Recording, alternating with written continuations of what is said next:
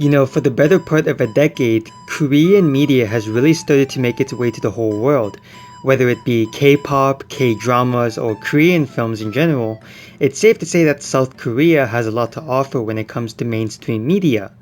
However, it's quite surprising how Squid Game not only captured people's curiosity, but also became the most popular show in the world, and the most popular show on its streaming service Netflix. I was recommended to watch this show by a few of my peers, and I was able to find the time for myself to binge all 9 episodes. And I must say, Squid Game is a fantastic show that makes commentary on the differences between higher, middle, and lower class citizens, and the lengths one would go to make money. All of these fundamental elements that Squid Game is able to express throughout its first season demonstrates why this show works, and why it's needed. Before we continue talking about why Squid Game works, we need to briefly look at the man behind this show, director and screenwriter Hwang Dong-hyuk, who spent more than a decade writing this series. Hwang first came up with the concept of Squid Game back in 2008 when he was still living with his grandmother and mother. He stopped writing the script for some time due to the fact that he had to sell his laptop in order to gain some money. Luckily, he continued to write the screenplay, and in 2019, Netflix took interest in Dong-hyuk's idea, and Dong-hyuk himself wrote all 9 episodes for the show's first season. Squid Game released on Netflix in September of 2021 and instantly took the world by storm, and became the most streamed show on Netflix and was met with praise from millions around the world.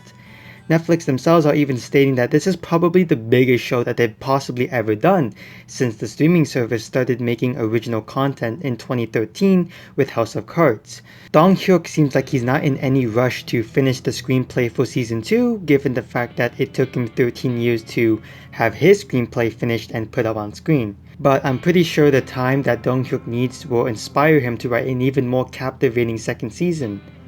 While you now know a little bit about the mind behind Squid Game, let's talk about the fundamental elements that make this show great. Before I do a deep dive on the elements that make Squid Game successful, I want to talk about what I liked about the show personally.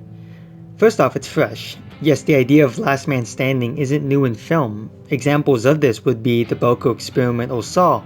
I think adding the concept of money and children games with the addition of Do or Die is a fantastic idea, and one I would like to see explored with other countries. Because in episode 7, it stated that Korea is not the only country with these type of games. Therefore, I would be open to seeing other countries do this type of idea with their children games that resonate with their culture and history. I really like the characters in Squid Game as well. I think they're all written with care and are treated as real human beings, not caricatures that serve the plot. The soundtrack of Squid Game is also phenomenal, which blends in thriller, children, classical, and horror type music into the soundtrack.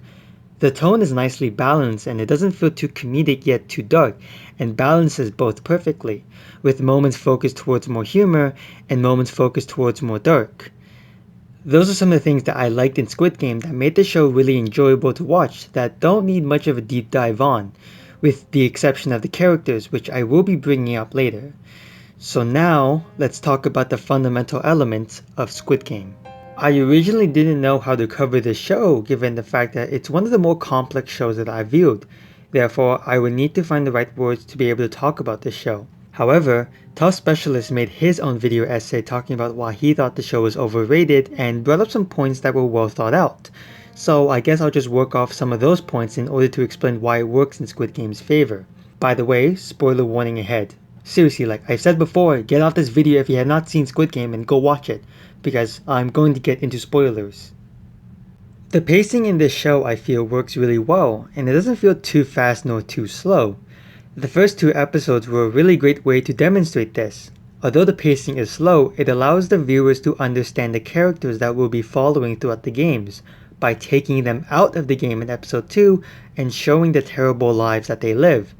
This was done in order for the audience to gain a connection towards these side characters so that when they play the games, you're really hoping that they make it through and not die. Even during episode 3 to 7, the pacing is done well, and between each game, we have these human moments between our protagonists and the somewhat antagonists of the show. This helps the characters form bonds with each other and ultimately care for one another as each game goes by. I like that everyone's goals are legitimate and make sense, especially with the fact that in episode 2 we're shown each side character's goals and motivations, and we completely understand why these people are taking part in these games, because we're not just told, we're shown. The slow pacing is brought to the forefront during episode 5, where the main characters take turns during the night to look out for any attackers. We get more scenes of the relationships that these characters have formed, and they start to understand the other's past and current motivations. Another great example of the slow pacing is episode 6, which I think is the emotional climax of the entire season, especially the scenes of Se-byuk and Ji-young getting to know each other, as one of the deaths come closer and closer by the minute. The pacing works in this scene because up to this point, Se-byuk hasn't opened up to anyone yet. Therefore, when she opens up to Ji-young and Ji-young ends up losing the game, we feel the loss that Se-byuk feels, knowing that the only friend she's made up to that point is now dead. The betrayal that Sung-woo plays on Ali also plays a big part in the pacing.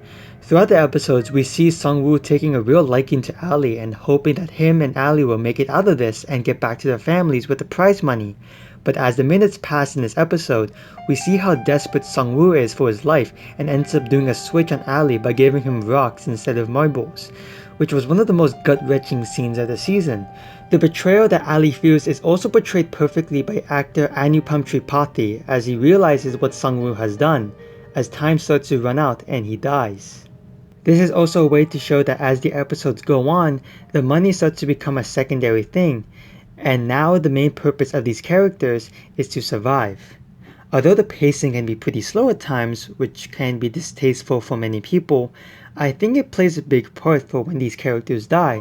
We spend a lot of time getting to know them, so when they lose the game and die, we feel the weight of their death, because the main driving point of this show isn't the plot, it's the characters, these real human beings who are flawed and imperfect, but these people that we can understand, believe, and root for.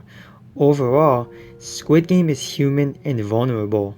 This point is more of a response to Tough Specialist's critique on Il-nam's motivations for doing these games. Although making Il-nam's reason for doing these games was to test humanity's decisions when it came to human life or money would have been a great reason why he made these games and would have made the show a 10 for me. I feel him making these games just because he was bored was another good reason. By no means is it the best motivation an antagonist has had in all of the movies or shows I've seen, but I think this is meant to demonstrate how different class in society see human life and money. They only care about having fun, making more money, and satisfying themselves by betting human lives. Even when Gi-hun asks the frontman why they do these games, he responds with, 경마 좋아하시죠? 당신들은 말입니다. 경마장의 말. Furthermore, showing that these rich people with money have no regard for human life and only see them as betting material. I think the motivations behind Old Il-nam are meant to show how cruel and sadistic humanity can be. Tough Specialist also criticizes the performance of the VIP members, which I admit were poorly acted. But I think their purpose was to show the higher class perspective on the lower class doing anything for money, where the lower class see money as a precious thing that they need and to do anything for. The higher class bet money on human lives without giving much care about these people dying right in front of them. I think it's a great commentary on the higher, middle, and lower class when it comes to money and human life. And if a season 2 does come out, I hope more of these themes are explored as they make the show more memorable than it would have been if it was just a show about people competing in a contest with not many consequences and no moral themes. There have only been 3 shows in my life that I've watched that have really had an impact on me in terms of society, ideologies, and humanity. Squid Game is one of those 3 shows that have hugely affected me, not just in film, but in life as well. Many shows attempt to make commentary on the cruelty that can take place in reality, and many shows fail in expressing why these things matter. Squid Game for me is one of the few successful shows that has been able to make commentary on class difference, human behaviors, and how being put into tough situations forces one to do unspeakable things that are considered cruel and inhumane. Like my Loki video, it's hard to close off this video because this is such a complex show to close off of. The one thing I can say is that Squid Game is an example of why film matters. It can bring exposure to topics we may not think of, especially the terrifying truth of humanity.